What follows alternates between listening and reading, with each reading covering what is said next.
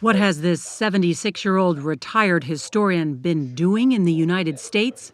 Were you spying for the Chinese government? According to U.S. intelligence, he was part of a massive network of covert agents recruited by China to spy for its Ministry of State Security. This is, in scale and in scope and in brazenness, the biggest espionage operation against the U.S. in its history.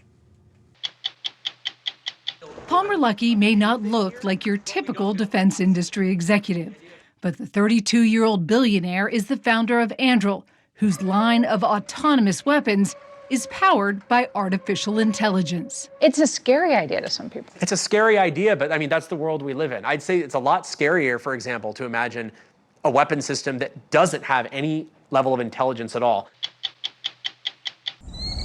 You need no passport to enter Cajun country, but it's an exotic land like nowhere else. Home to a cuisine, a language, a landscape, even a pacing all its own. And then there's the singular sound. What defines the Cajun sound? Typically, Cajun music has a Cajun accordion, fiddle, sung in Cajun French. They play two-step and waltzes. It's got a very unique rhythm, a very syncopated rhythm that you don't hear in a lot of other kinds of music. It's a syncopation that drives the music. And it has a hauntingness about it, the music, and it's just got soul, you know? I'm Leslie Stahl. I'm Bill Whitaker. I'm Anderson Cooper. I'm Sharon Alfonsi. I'm John Wertheim. I'm Cecilia Vega. I'm Nora O'Donnell. I'm Scott Pelley. Those stories and more tonight on 60 Minutes.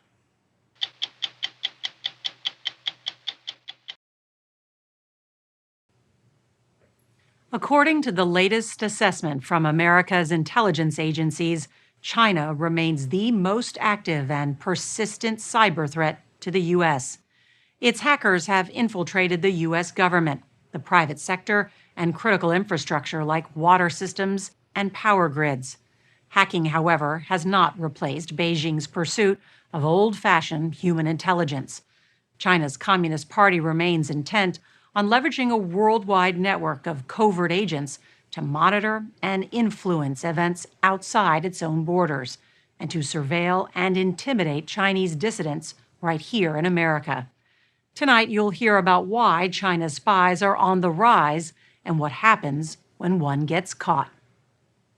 This is, in scale and in scope and in brazenness, the biggest espionage operation against the U.S. in its history.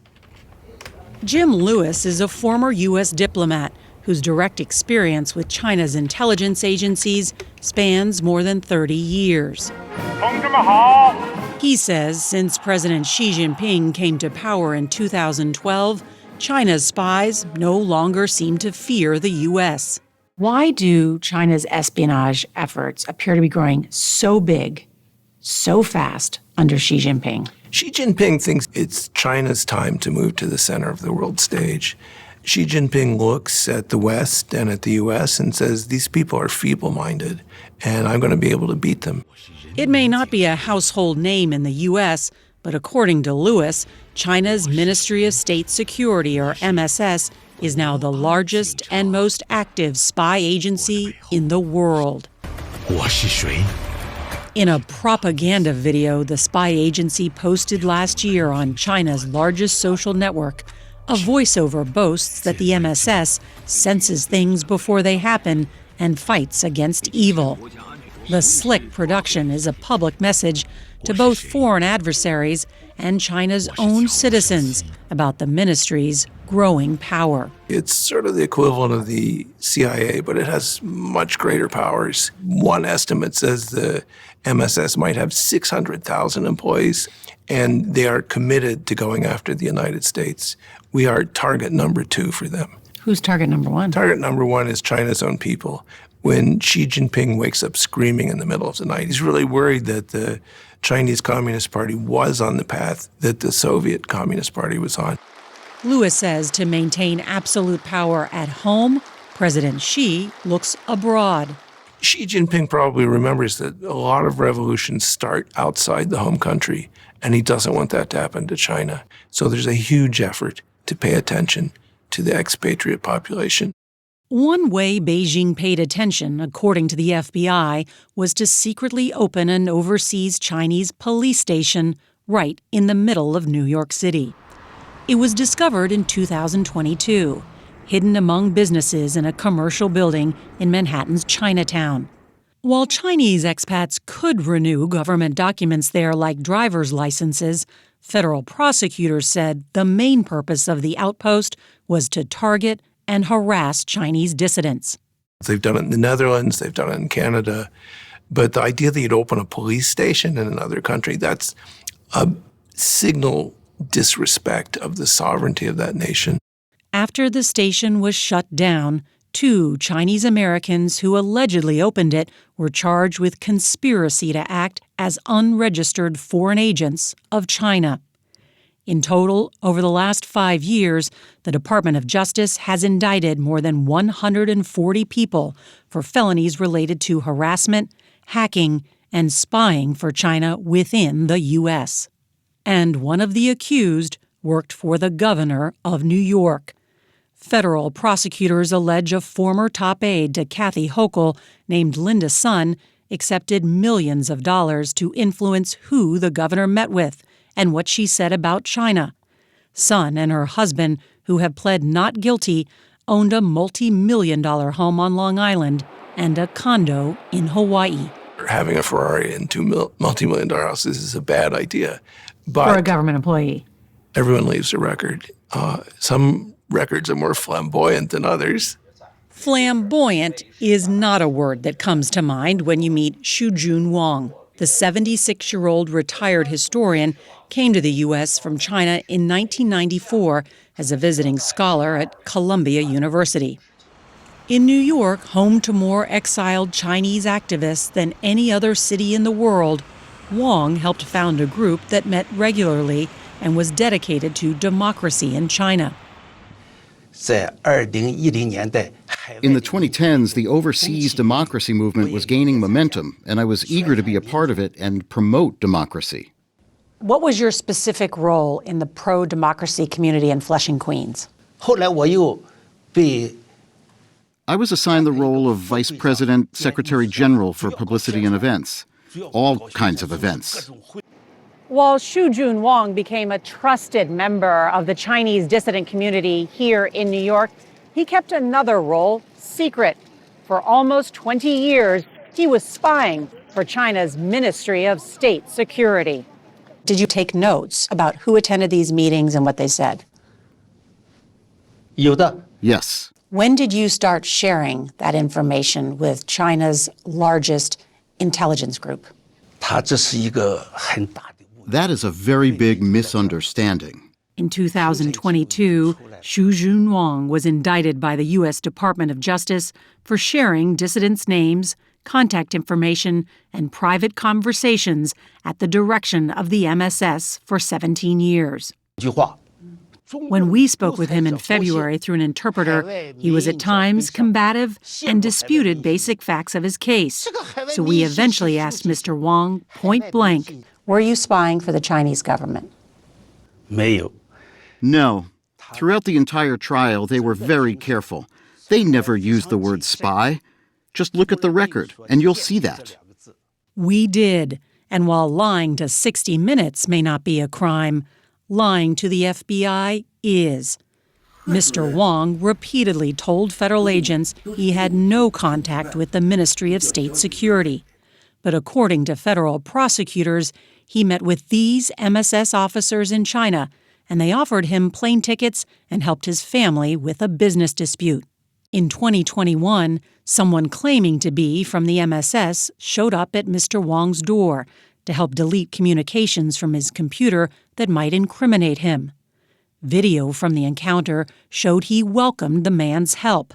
Unfortunately for Mr. Wang, the Chinese operative was actually an undercover FBI agent. Mr. Wang had pled not guilty. This past August, he was convicted of making false statements, illegally possessing democracy activists' identification, and acting as an unregistered foreign agent of China.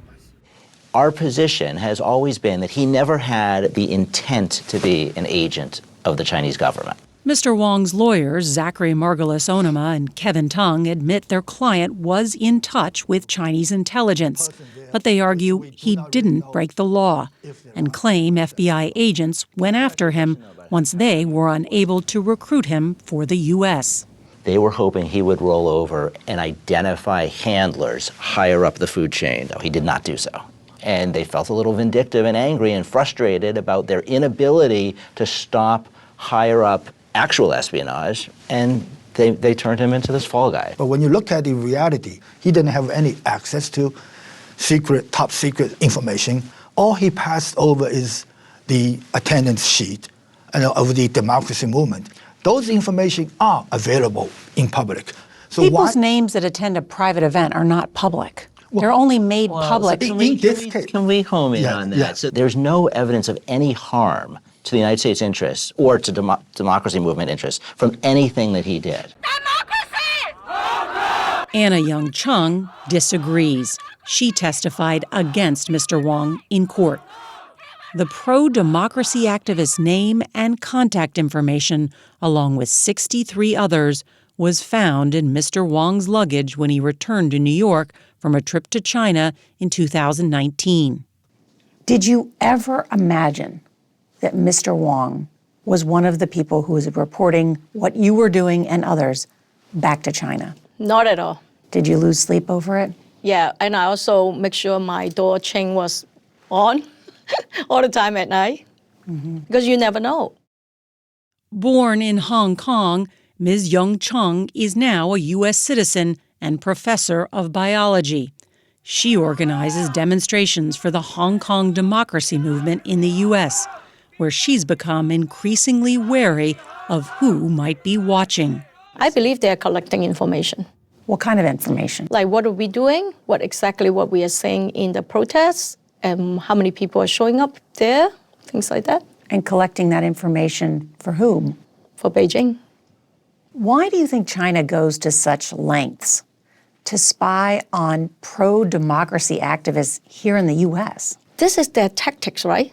They try to silence you, harass you, or intimidate you so that you stop what you're doing. They want to cripple me and cripple my ability to advocate for Hong Kong. Anna Kwok now runs the pro-democracy organization that Anna Young Chung co-founded.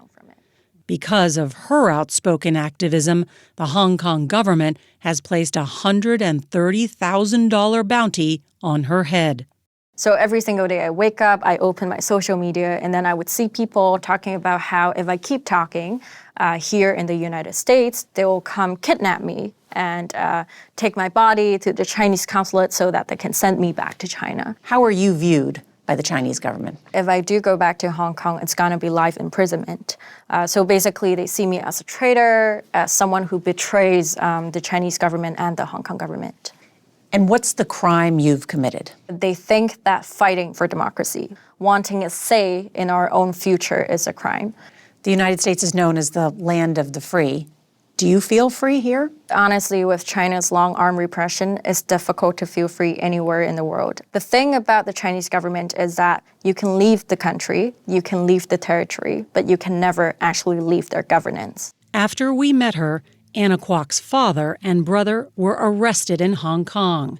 She is currently seeking political asylum in the U.S. In March, the Trump administration announced sanctions against officials in Hong Kong who have targeted her and 18 other prominent activists living abroad.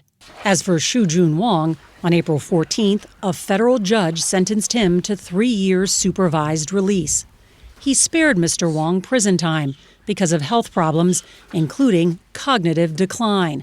But the judge reiterated he had committed serious crimes against the U.S. He was an agent. He worked with the Chinese government to identify targets for them to surveil and compromise. According to China analyst Jim Lewis, there's still no substitute for on-the-ground human intelligence, even if Mr. Wang was an expendable asset for China's top spy agency. Not exactly James Bond. Definitely not James Bond. Definitely not. That's the scary part, though, is that the Chinese are very good. And so he was not number one on the list of assets to protect. That means there are other assets who are being protected.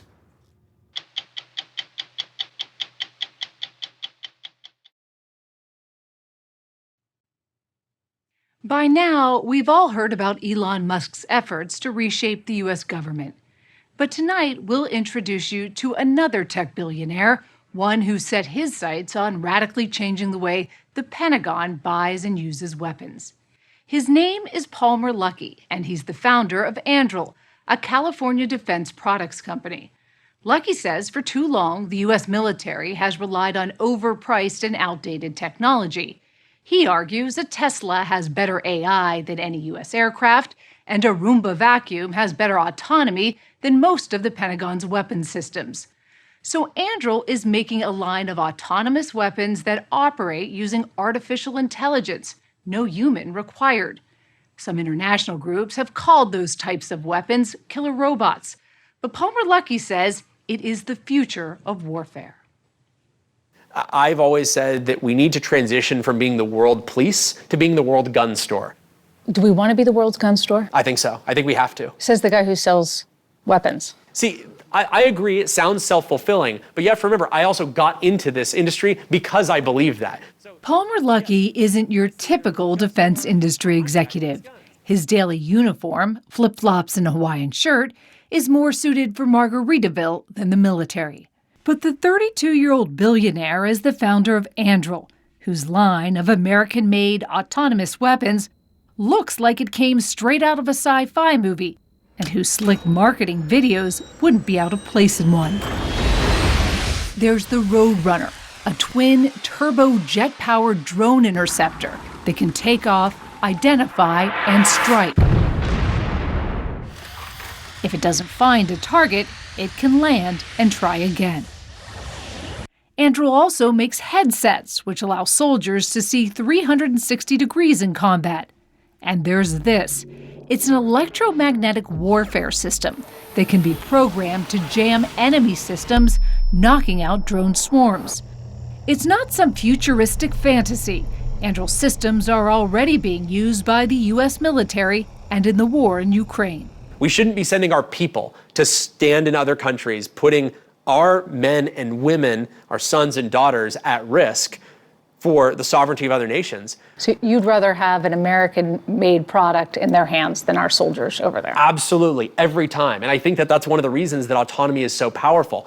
Right now, there's so many weapon systems that require manning. You know, if I can have one guy commanding and controlling 100 aircraft, that's a lot easier than having to have a pilot in every single one, and it puts a lot fewer American lives at risk. To be clear, autonomy does not mean remote controlled. Once an autonomous weapon is programmed and given a task, it can use artificial intelligence for surveillance or to identify, select, and engage targets. No operator needed. It's a scary idea to some people. It's a scary idea, but I mean, that's the world we live in. I'd say it's a lot scarier, for example, to imagine a weapon system that doesn't have any level of intelligence at all. There's no moral high ground in making a landmine that can't tell the difference between a school bus full of children in Russian armor. It's not a question between smart weapons and no weapons. It's a question between smart weapons and dumb weapons. Luckey showed us how those so-called smart weapons can be synchronized on Anduril's AI platform. It's called Lattice. Lattice collects data from various sensors and sources, including satellites, drones, radar, and cameras, allowing, he says, the AI to analyze, move assets, and execute missions faster than a human. If you were having to require the human operator to actually map every single action and say, hey, do this, if that, then this, it would take so long to manage it that you would be better off just remotely piloting it. If it's the AI on board all these weapons that makes it possible to make it so easy. There are lots of people who go, oh, AI, I don't know, I don't trust it, it's going to go rogue. I would say that it is something to be aware of, but in the grand scheme of things to be afraid of, there's things that I'm much more terrified of. And I'm a lot more worried about evil people with mediocre advances in technology than AI deciding that it's going to wipe us all out. Luckey says all Anduril's weapons have a kill switch that allow a human operator to intervene if needed. But the Secretary General of the United Nations has called lethal autonomous weapons, quote, politically unacceptable and morally repugnant. When people say to you, look, it's evil, how do you respond to that? I usually don't bother because if I am going to argue with them, I usually poke it. I'm like, okay, so do you think that NATO should be armed with squirt guns or slingshots? How about sternly worded letters? Would you like that? Would you like it if NATO they just have a bunch of guys sitting at typewriters, 1,000 monkeys writing letters to Vladimir Putin, begging him to not invade Ukraine? Our entire society exists because of a credible backstop of violence threatened by the United States and our allies all over the world. And thank goodness for it. It might sound flip, but part of Palmer Luckey's philosophy is that autonomous weapons ultimately promote peace by scaring adversaries away. My position has been that the United States needs to arm our allies and partners around the world so that they can be prickly porcupines that nobody wants to step on. Nobody wants to bite them. In your mind, is it enough just to have all these things as deterrents? Or do they have to be deployed and used? They have to believe that you can use them. By the end of this year, Anduril says it will have secured more than $6 billion in government contracts worldwide. When you first came into this space and you're a tech guy in a Hawaiian shirt and you're walking into the Pentagon, maybe in flip-flops, I don't know. Were you welcomed with open arms? There were a very small number of people who welcomed me with open arms, and everyone else thought that I was nuts. Nuts because there hasn't been a new company in the defense industry in a significant way since the end of the Cold War. For decades, 5 defense contractors called the primes have dominated the industry. Typically, the primes present an idea to the Pentagon. If the Pentagon buys it, the government pays for the company to develop it, even if it's late or goes over budget. Luckey started Anduril to flip that procurement structure on its head. The idea behind Anduril was to build not a defense contractor, but a defense product company. What's the difference? Contractors, in general, are paid to do work, whether or not it succeeds. A product company has a very different mentality. You're putting in your own money, you're putting in your own time. My vision was to build a company that would show up not with a PowerPoint describing how taxpayers are going to pay all my bills, but with a working product where all the risk has been baked out that will work for enough things that you can save our country hundreds of billions of dollars a year. It may not surprise you that Palmer Luckey's father was a car salesman. His mother took on the role of homeschooling him and his 3 sisters. Luckey says he was fascinated by electronics and spent a lot of time tinkering in his parents' garage in Long Beach, California. By age 19, his tinkering turned into Oculus, the virtual reality company. And at 21, Palmer Luckey fulfilled every young founder's dream when he sold Oculus to Facebook for $2 billion. The Wonder Kid graced the covers of magazines, but 2 years later, he was fired from Facebook. Why did you get fired? Well, everyone's got a different story, but it boils down to I gave $9,000 to a political group that was for Donald Trump and against Hillary Clinton. To be a Trump supporter in 2016, this was at the height of the election insanity and derangement in Silicon Valley. And so I think that a lot of people thought back then that you could just fire a Trump supporter. Facebook founder Mark Zuckerberg has denied that Luckey was fired for his political views. What do you think now when you see those tech leaders, Mark Zuckerberg, lined up behind President Trump now at his inauguration? I am inclined to let every single one of them get away with it. Look. What do you mean get away with it? Coming around to a point of view that is more aligned with the American people broadly, I think is good for the country. I think it is not good for you to have techno-corpo elites that are radically out of step with where the American people are. In 2017, Luckey says he left Silicon Valley with hundreds of millions of dollars in the bank and a chip on his shoulder. I was fired at the height of my career. My gears were ground, and I really wanted to prove that I was somebody, that I was not a one-hit wonder, and that I still had it in me to do big things. He says he thought about starting companies to combat obesity or fix the prison system, but ultimately decided to break into the defense industry. Have you run into any people who don't take you seriously because you were never in the military? I don't think so. I think I owe that to the James Bond franchise. Everyone in the military has seen James Bond movies, and they all like Q, right? I'm the wacky gadget man. I'm the guy who types on the computer and pushes up my glasses and then gives them a strange thing to help them accomplish their mission. And this is his laboratory, Anduril's 640,000 square foot headquarters in Costa Mesa, California. It's a mix of high-tech carpentry and robotic engineering. A sign on the floor pokes fun at the boss's shoe choice. But Luckey wanted to show us something off campus. We hopped in his 1985 Humvee. The billionaire told us he also owns a decommissioned Black Hawk helicopter, a 48-crew submarine, and a Navy speedboat. Yeah. In Dana Point, we took a ride 15 minutes off the coast to see the largest weapon in Anduril's arsenal, this submarine.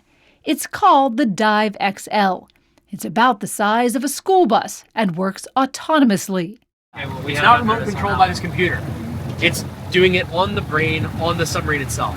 So if I told it to go off and perform some mission that's months long, like go to this target, listen for this particular signature, and if you see this signature, run. If you see this one, hide.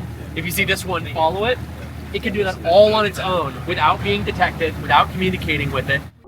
Anduril says the Dive XL can travel 1,000 miles fully submerged. Australia has already invested $58 million in the subs to help defend its seas from China. But Anduril's most anticipated weapon has been closely guarded until this month. Hidden inside this hangar, Anduril's unmanned fighter jet called Fury. There is no cockpit or stick or rudder because there's no pilot. The idea is that you're building a robotic fighter jet that is, flying with manned fighters and is doing what you ask it to do, recommending things that be done, taking risks that you don't want human pilots to take. Fury represents a big turning point for the company. Anduril was viewed by some inside the defense industry as a tech bro startup until it beat out several of the prime defense contractors to make an unmanned fighter jet for the Air Force. Fury is scheduled to take its first test flight this summer. If selected by the Pentagon, it, like all Anduril products, will be produced in the U.S. The war games say we're going to run out of munitions in 8 days in a fight with China. If we have to fight Iran and China and Russia all at the same time, we are screwed. If we go to war, right? Yep. Your version of what Anduril's place is in a conflict. Yep. How do you view it? I think what we're going to be doing is first connecting a lot of these systems that otherwise would not have been talking to one another. So we're going to be making large numbers of cruise missiles, large numbers of fighter jets, large numbers of surface and subsurface systems. I guess I would hope that Anduril is making most of the stuff that's being used on day 9, day 10, day 11, day 100. I think a lot of that is going to be coming out of our factories after everything else is run dry.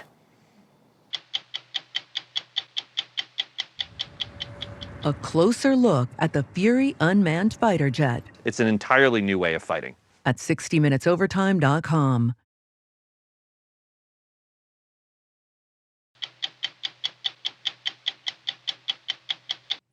The idea that this country has become one big, bland, conformist culture, the United States of Generica, well, if you're in search of a counterpoint, hang out as we did in the marshy interior of southern Louisiana. You need no passport to enter Cajun country, but it's an exotic land like nowhere else, home to a cuisine, a language, a landscape, even a pacing all its own. And then there's the singular sound. Cajun music and its cousin from across the way, Zydeco, resists easy description. But it is intoxicatingly catchy, often sung in French, and enjoying a most unlikely renaissance.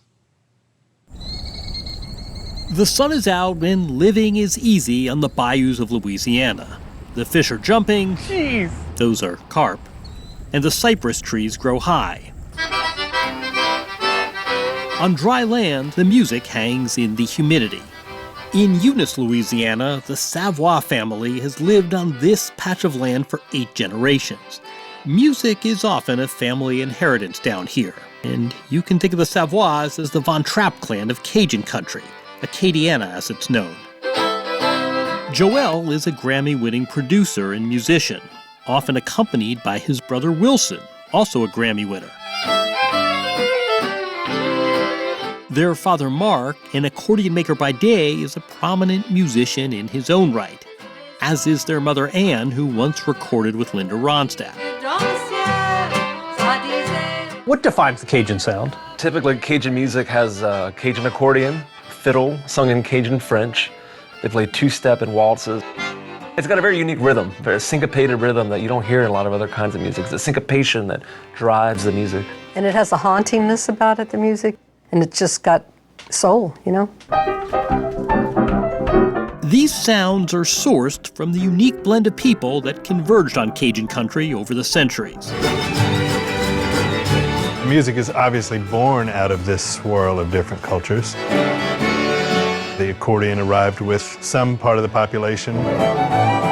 Fiddle arrived with different part of the population. The syncopation comes from people that we encountered here, the African Americans, the Creoles, the Spanish, things like that. It's also a social music. You know, anytime there's music, there's somebody hanging out, somebody cooking. These things just are part of life. It's always inclusive. Maybe you'll dance a few times, who knows? As we saw, when the sun sets in Acadiana, the volume turns way up.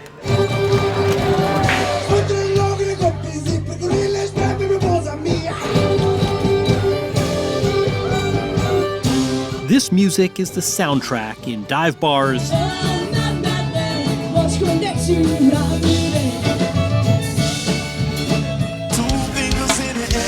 in nightclubs,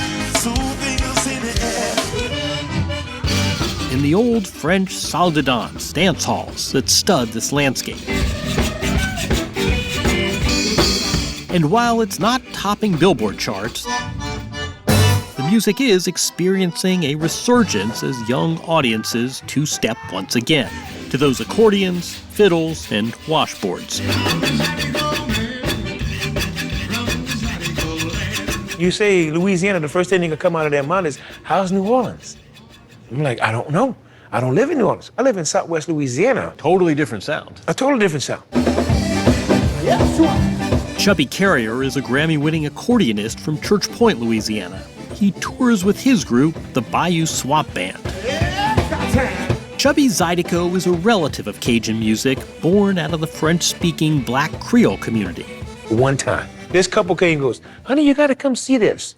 That's a black gentleman with an accordion in his hand. I wonder if you play poker, honey. Oh, polka. Polka. Oh, you had a surprise for Oh him. my goodness, and I seen that, and they came back, and when I seen them sitting there, and I said, watch this. It's time to dance with me tonight, y'all. I started playing my songs, and she started looking over to her husband going, wow, this is great. She's just doing this. She thought she was coming for Lawrence Welk. And she Something got like you. that. Jordan Thibodeau is the frontman of the touring band Les Roudeurs. It's just the sounds of our community. And I think that just buries into your heart when you're little. And it's not some hipster, ironic thing. No. It's Most of the people that be at these kind of dances are as far removed from a hipster as you could possibly imagine. Jordan is Cajun music's equivalent of a rock star. And through his music, he's become something of a global ambassador for Cajun country and its way of life. You have a saying, you say a lot, that's in some of your song lyrics. Mm-hmm. You want to tell us what it is? Tu vis ta culture ou tu tues ta culture, il n'y a pas de milieu. It means you either live your culture or you kill your culture. There's no in between. What do you mean? You see this vanishing of cultures, of dialects, of everything to just create this one generic human, you know? And it's really sad to me. So I'm gonna get up every day and I'm gonna live my culture today. I think it's every individual's responsibility to maintain who they are as a people. Time was, Louisiana French could be heard on every street corner, both in Cajun and Creole communities. Jordan learned French from his grandmother. But today, the language is dwindling as the march of Americanization proceeds. Imagine still being home and saying, oh, I miss home. It's a very hard feeling to convey. I wonder if the language is diminishing, the Cajun music becomes that much more important as this transmitter of without culture. a doubt. Without a doubt. There are countless kids who are learning the language just from the music. The Cajun story starts in Nova Scotia, where this French-speaking people led a peaceful life until they didn't. In the middle of the 1700s, the conquering British kicked out the Acadians, shortened to Cajuns. Expelled, they found an improbable home amid the backwaters of French Louisiana, from the craggy North Atlantic to the delta and bayous of the Atchafalaya Basin, the largest swamp in North America. Jordan gave us a tour of the land that shaped his Cajun ancestors. They adapted to survive and then thrive in this new and sometimes hostile environment. Did I hear right? You learned to swim in this water? Yeah. Oh, What yeah. happens? My mama, they would take the kids, they put us some life jacket and throw us out the boat to go swim so they could fish in peace, you know? And she'd make the turn if you'd see an alligator. Mama, they got an alligator. You can see him? Yes, ma'am. Then it's fine. If you can't see him no more, let me know. The Cajuns didn't come with much, but they did bring their old French melodies. We sing a lot fishing. When we sit and fish, me and my little girl, my youngest, she likes to sit and sing. So while we're fishing, she sings to the fish to get them to come. Long as he brought up fish, well, there's an unwritten rule in Cajun country. You can't have the music without the food. Joel Savoie and his family invited us into their kitchen.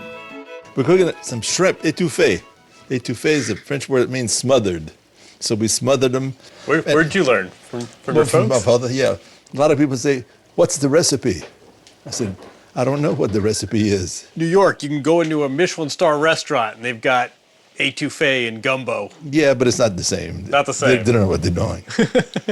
I proposed a toast to my grandmother who lived in this house, and with her lack of gentility, she would always say, arrête de baduler, assis-toi puis allons parler. Quit your babbling, sit down, and let's stuff ourselves. Here. Cheers. Cheers. The music, the food, the drink, the bon ton, the good times, these traditions braid all the communities here, but with slight twists. 1, 2, 1, 2. Chubby Carrier's father and grandfather were sharecroppers who played music at night. He showed us the difference between the blues-heavy Zydeco he grew up with and the more country-infused Cajun sound. So I took one of my grandfather's songs. Now you see, I did all my Zydeco. That's a Zydeco song. Now watch your waltz. Take it to the Cajun.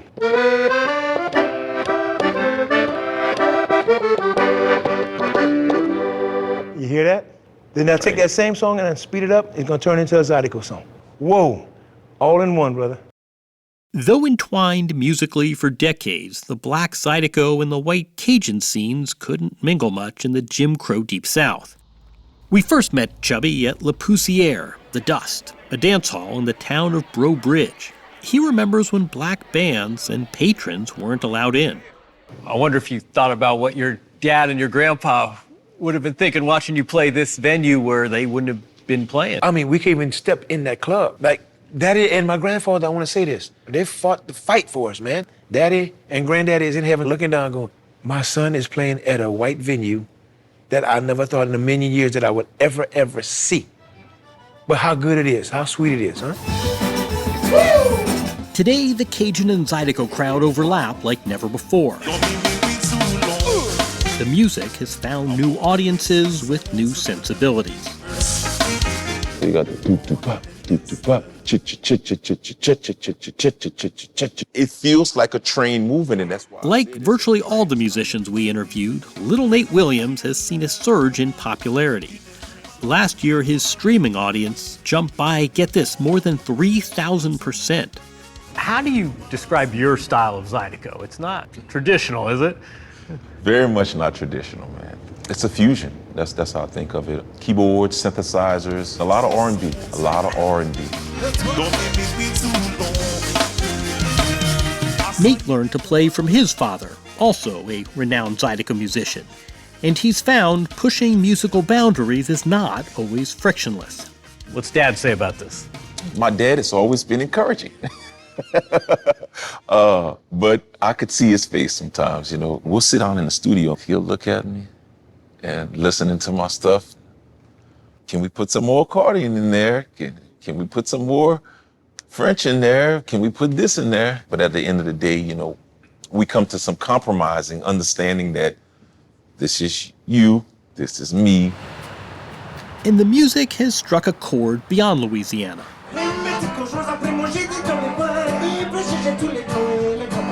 Jordan's band tours across the country and internationally. We met Jordan, Joel, and Wilson after they'd played a packed show in the Red Hook neighborhood of Brooklyn, of all places.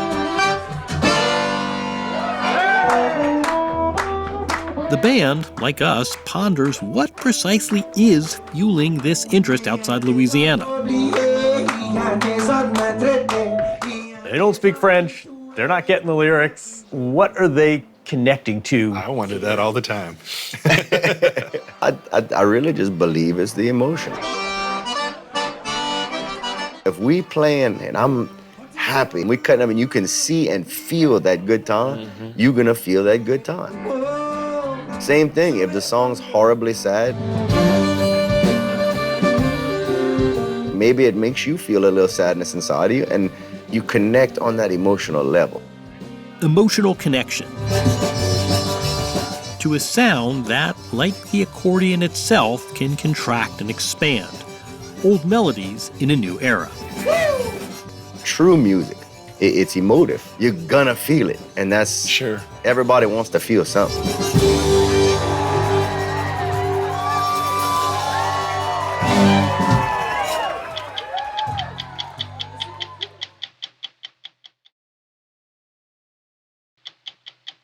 The last minute of 60 Minutes is sponsored by United Healthcare. Reliable coverage for your whole life ahead. Tonight marks the end of the 57th season of 60 Minutes. It has been a memorable one, for us certainly, and we hope for you, our viewers. Mr. President. We have covered long-running wars and skirmishes that threaten to become wars. This Chinese boat then rammed us intentionally.